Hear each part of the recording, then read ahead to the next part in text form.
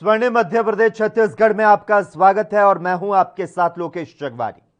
छत्तीसगढ़ विधानसभा का मॉनसून सत्र के लिए सदन की कार्रवाई शुरू हुई। सदन की कार्रवाई शुरू होने पर सबसे पहले दिवंगत पूर्व सदस्यों को सदन में श्रद्धांजलि दी गई। पूर्व सदस्य गुलाब सिंह, सोम प्रकाश गिरी और बालाराम वर्मा को श्रद्धांजलि दी गई, तो साथ ही पूर्व सांसद करुणा शुक्ला, पूर्व उपाध्यक्ष बद्रीधर दीवान, शकराजीत नायक, रामाधार कश्यप, बलराम सिंह और खेलन राम जांगड़े को श्रद्धांजलि दी गई और उनकी आत्मा की शांति के लिए भगवान से प्रार्थना की गई। मुख्यमंत्री भूपेश बघेल ने दिवंगत नेताओं को श्रद्धांजलि दी।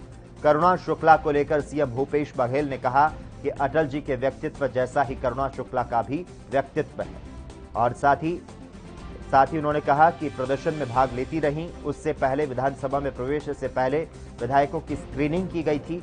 मुख्य द्वार पर तापमान लिया गया, हाथों को सैनिटाइज कराने के बाद ही भीतर प्रवेश किया गया। विधानसभा अध्यक्ष ने इस बार वैक्सीन नहीं लगवाने वाले किसी भी व्यक्ति को प्रवेश नहीं देने का फैसला किया था।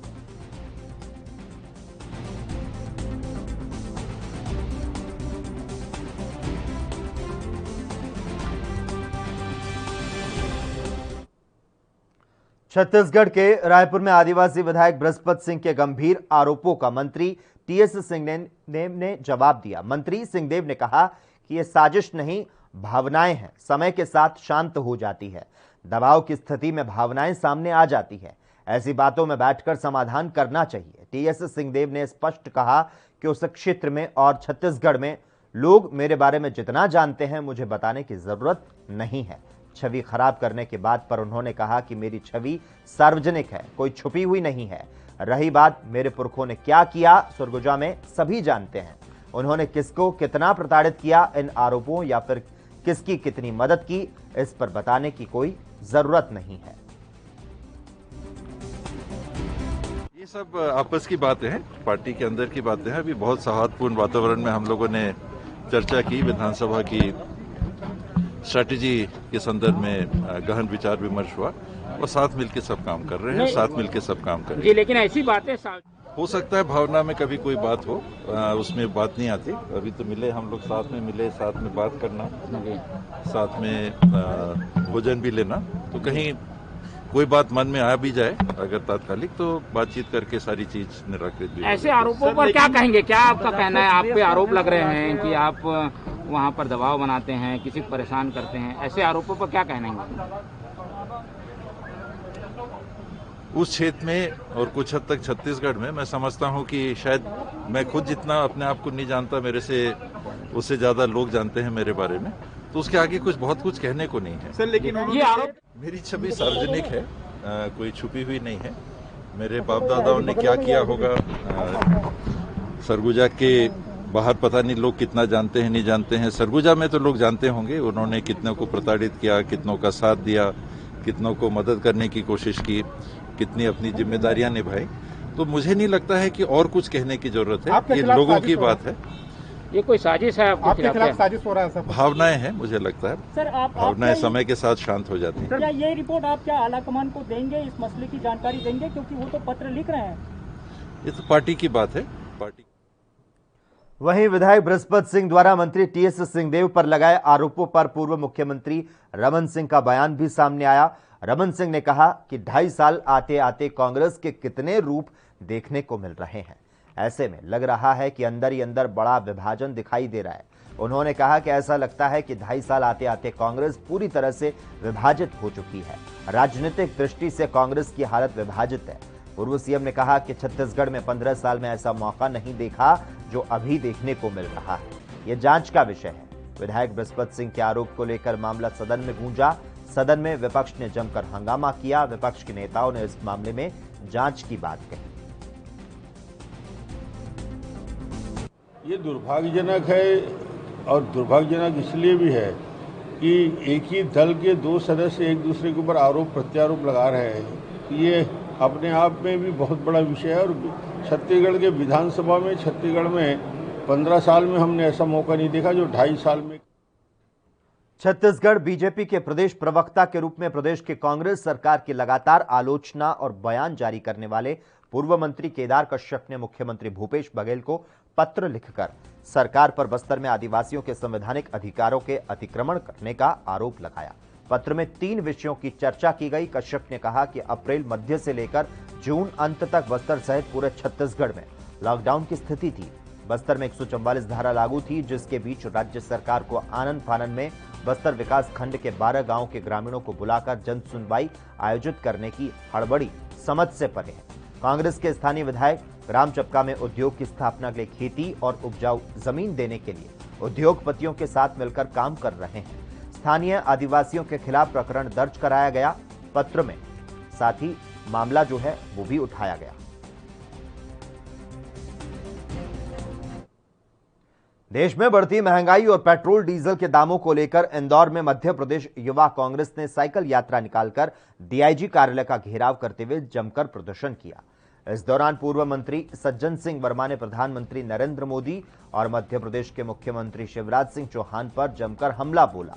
उन्होंने कहा, जब कांग्रेस की सरकार थी तब बीजेपी के नेता बैलगाड़ियों और साइकिल पर चलकर प्रदर्शन करते थे, लेकिन अब खुद की सरकार है तो साइकिल चलाना भूल चुके हैं। सज्जन सिंह ने कहा कि बीजेपी सरकार में महंगाई कई गुना तक बढ़ चुकी है, लेकिन महंगाई पर नियंत्रण करने में मोदी सरकार विफल हो चुकी है।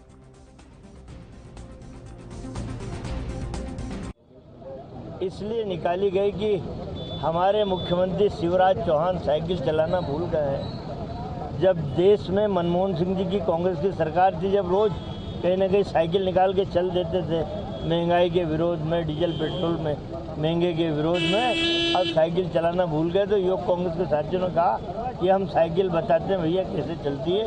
बात यह है कि इस प्रदेश और देश में ज़बरदस्त तरीके से लोगों में आक्रोश है। कोरोना की महामारी से लाखों लोग मरे, कई घर तबाह हो गए। उसके बाद महंगाई की मार, महंगाई, डीजल, गैस, पेट्रोल, खाने का तेल, घर बनाने का सीमेंट, सरिया, क्या चीज़ महंगी नहीं है। ये हालत है कि आसमान को फाड़ के भी, हम बोलते हैं ना आसमान छू रही है, आसमान के पार निकल गई महंगाई। और तीसरी बात, लैंड ऑर्डर की स्थिति इस मध्य प्रदेश में ख़राब है। आज भी 4 लोग जहरीली शराब से मरे हैं इस प्रदेश में।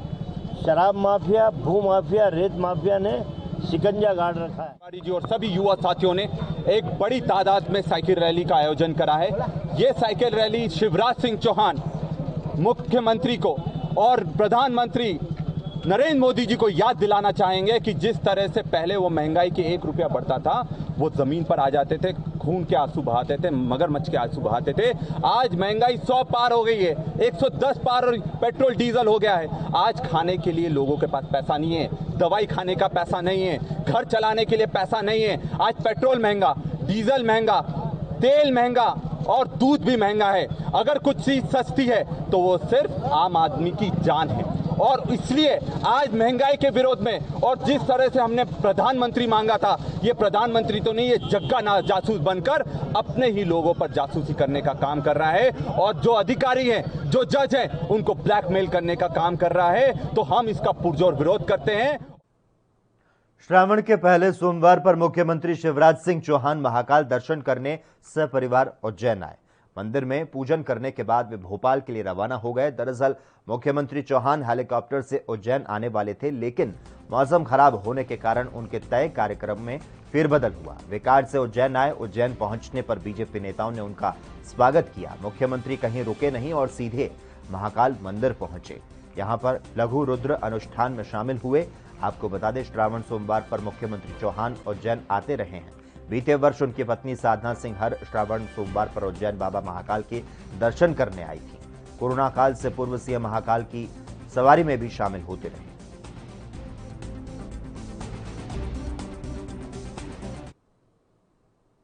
मध्य प्रदेश में भिंड कांग्रेस पार्टी के नवनिर्वाचित जिला अध्यक्ष अपने शहर पहुंचे, जहां पर पूर्व जिला अध्यक्ष जय श्रीराम बघेल ने पूर्व मंत्री डॉक्टर गोविंद सिंह पर उपचुनाव में भीतरघात करने का आरोप लगाया। इसी के चलते कांग्रेस पार्टी ने 21 जुलाई को जय श्रीराम बघेल को जिला अध्यक्ष पद से हटाकर मान सिंह कुशवाहा को जिला अध्यक्ष बनाया, तो वहीं डॉक्टर राधेश्याम शर्मा को शहर कांग्रेस अध्यक्ष बनाया। इस दौरान सभी नेताओं ने मान सिंह कुशवाहा का स्वागत करते हुए बीजेपी पर जमकर निशाना साधा।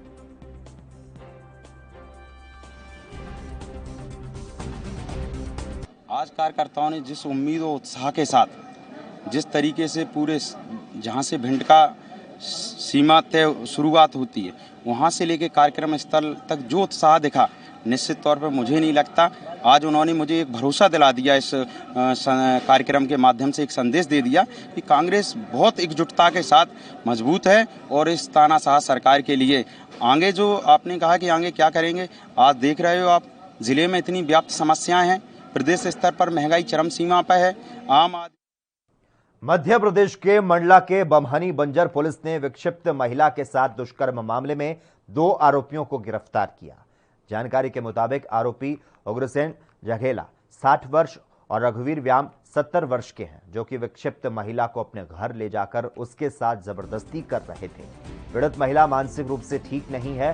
पीड़िता की बहन ने गांव के सरपंच और पूर्व सरपंच के साथ बमहनी बंजर थाने में शिकायत दर्ज कराई। शिकायत के बाद पुलिस ने मामला दर्ज करते हुए दोनों को गिरफ्तार कर लिया। ये सूचना प्राप्त हुई थी मानसिक रूप से जो अस्वस्थ महिला है, उसके परिजनों ने सूचना दी थी। गांव के 2 व्यक्तियों ने इसके साथ जबरदस्ती बलात्कार किया है। इनकी सूचना पे तत्काल एफआईआर की गई। सूचना के दौरान आरोपियों को गिरफ्तार कर लिया गया है और उनसे मानने वाले पेश किए गए। सर कब का घटनाक्रम है ये?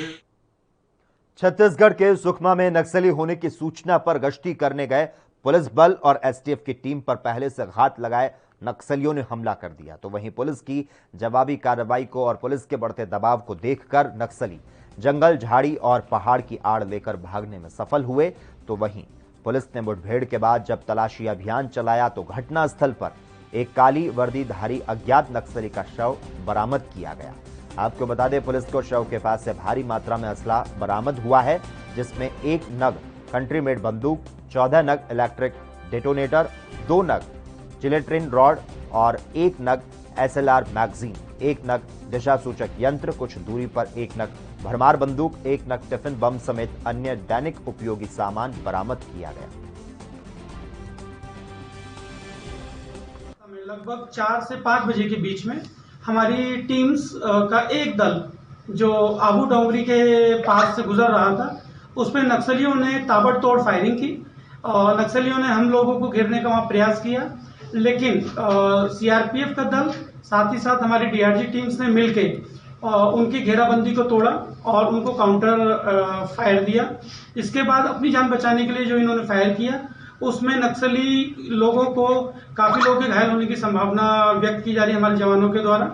और इसमें फिर बाद में पूरे एरिया की सर्चिंग की गई। जब नक्सली अपने साथियों को लेके भाग गए वहाँ से, जंगल झाड़ी का अपने को कमजोर पाता देख नक्सली वहाँ से भाग गए, तो पूरे इलाके की सर्चिंग की गई।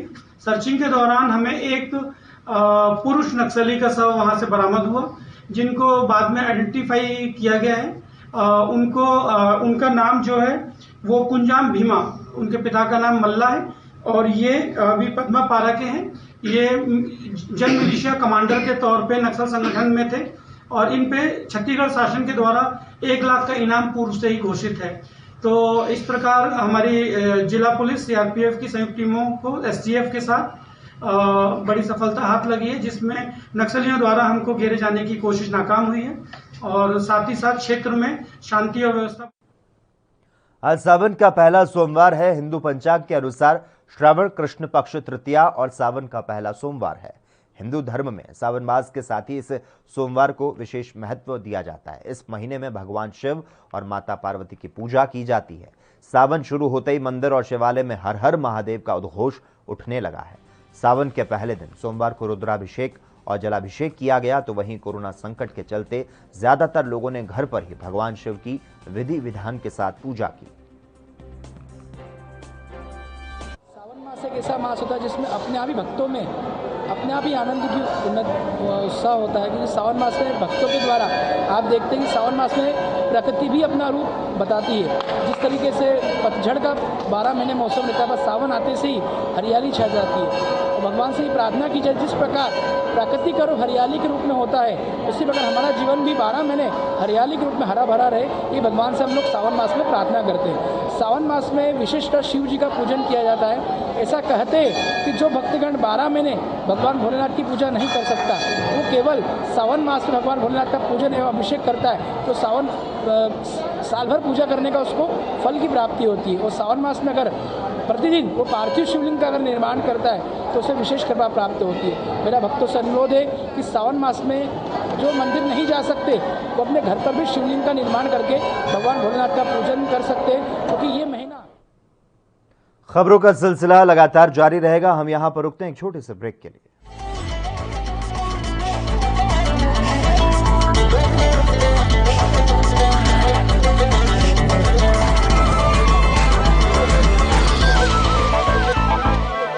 ब्रेक के बाद एक बार फिर से आपका स्वागत है। मध्य प्रदेश के बालाघाट में पंचायत एवं ग्रामीण विकास विभाग ने संयुक्त मोर्चा पंचायत किरनापुर ने अपनी मुख्य मांगों को लेकर अनिश्चितकालीन कलम बंद कार्यालय बंद हड़ताल का आगाज कर दिया है। दरअसल ग्रामीण विकास विभाग के 17 संगठन ने मिलकर संयुक्त मोर्चा का निर्माण करते हुए सरकार के खिलाफ लामबंद हो गए हैं। पंजाब साथ ही आपको बता दें, यहां पर ग्रामीणों विकास संयुक्त मोर्चा अध्यक्ष गौरीशंकर पाल ने बताया कि ग्रामीण विकास विभाग के सभी अधिकारी, कर्मचारी और ग्राम पंचायत सचिव ने एक दिन का सामूहिक अवकाश लेते हुए कई मांगों को लेकर ज्ञापन सौंपते हुए उनकी मांगों को पूरा नहीं किए जाने की दशा में कलम बंद हड़ताल की चेतावनी दी थी, लेकिन एक सप्ताह में शासन के अधिकारी कर्मचारी की मांगों पर ध्यान नहीं दिया गया।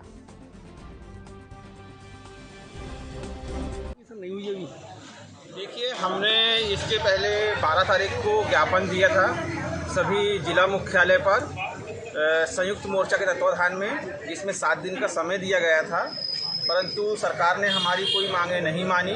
इसके पश्चात हमने 19-20 को सामूहिक अवकाश पर थे और आज 22 तारीख से हम अनिश्चितकालीन हड़ताल पर हैं।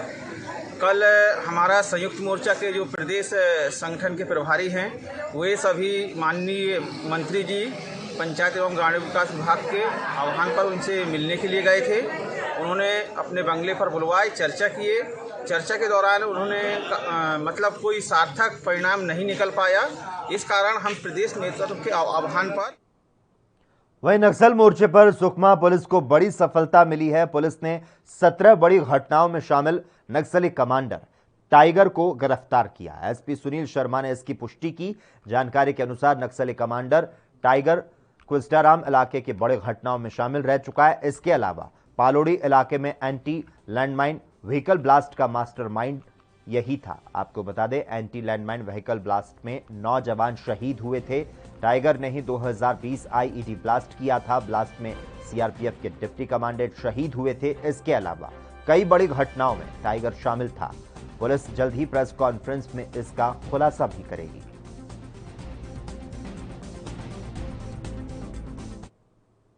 मध्य प्रदेश के भिंड से भीषण एक्सीडेंट की खबर सामने आई। दरअसल हादसा देहात थाना अंतर्गत ग्राम बाराकला के पास का है, जहां पर बस और ऑटो की भिड़ंत में एक ही परिवार के 2 लोगों की मौत हो गई और एक घायल हो गया। बताया जा रहा है कि ऑटो में सवार 3 लोग जो कि पूजा करने के लिए उमरी की तरफ जा रहे थे, तभी उमरी की ओर से आ रही बस में ऑटो को टक्कर मार दी, जिससे ऑटो में सवार मां बेटी के मौके पर ही मौत हो गई, जबकि ऑटो चला रहे मृतका के पति गंभीर रूप से घायल हो गए, जिन्हें स्थानीय लोगों की मदद से 108 के द्वारा जिला अस्पताल पहुंचाया गया। मैं तो काम पे था तो हमारे पास फोन आया कि गौरव आपका बच्चा है जी, हाँ, ये जल्दी आ जाओ, एक्सीडेंट हो गया है जी। तो मैं कहा कि उमरी पे उसमें कोई किसने किया होगा, तो बस से वो ऑटो से हो रहा है। तो मैं गया वहाँ से, तभी एम्बुलेंस रास्ते में लेकर के लोगों को आ रही थी। वो लेकिन एम्बुलेंस से बैठा लिया, आप लोग ये एम्बुलेंस आ रही उसी को रुका लेना सीधे। मैं गया तो बच्ची वो बहू का खत्म है। क्या नाम है बहू का? बहू का सुमन राठौर। बच्चे का नाम? बच्ची है वो छोटी 8 महीने की। किसके साथ में बहू जा रही थी? हमारे बच्चे के साथ में। तो अपने पति के साथ। अपने पति के साथ। पति का क्या नाम? गौरव सिंह राठौर। बारना पे जो एक्सीडेंट हुआ था उसमें गौरव सिंह राठौर हैं, जो बीते रोड से सिंध बाबा के दर्शन करने अपने टेम्पू से जा रहे थे। उनके साथ उनकी पत्नी और 8 माह की बच्ची भी थी। तो बाराकला के आसपास बसा रही थी। मध्य प्रदेश के भिंड में सावन के पहले सोमवार को जिले भर के शिवालय में भक्तों की सुबह से भीड़ उमड़ पड़ी। यहां भगवान भोले का जयकारों के साथ अभिषेक किया गया। आपको बता दें, भक्तों की सबसे ज्यादा भीड़ शहर के सुप्रसिद्ध वनखंडेश्वर मंदिर पर हुई। इसके अलावा अंचल के दूसरे शिव मंदिर में भक्तों का तांता लगा रहा। यहां सुरक्षा के लिए पुलिस फोर्स तैनात की गई। सुप्रसिद्ध वनखंडेश्वर मंदिर पर श्रद्धालुओं ने बताया कि पिछले 2 सालों से कोरोना वायरस के चलते श्रद्धालुओं की बिल्कुल भी भीड़ नहीं थी। इस साल श्रावण महीने के पहले सोमवार पर सुबह से शहर के वनखंडेश्वर मंदिर पर श्रद्धालु पहुंचने लगे थे।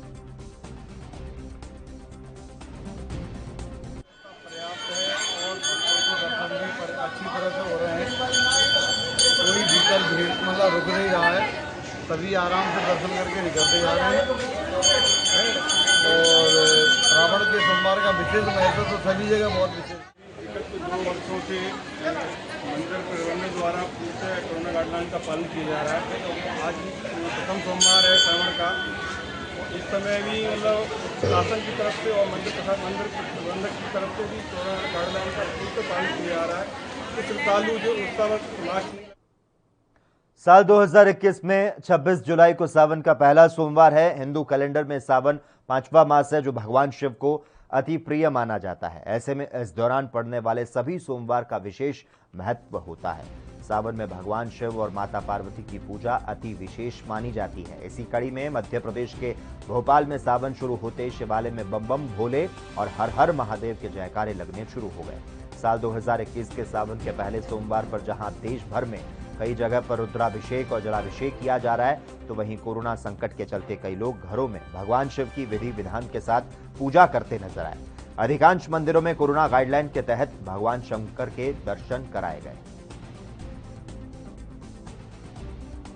उनका पहला सोमवार है, तो भगवान शिव जी की पूजन करने आए हैं और प्रार्थना करने आए हैं कि सावन का महीने का पहला सोमवार है, भगवान सबकी मनोकामना पूर्ण करें, सभी की इच्छाएं पूर्ण करें और जो सावन सोमवार व्रत नियम धियम करें उनका पालन करें।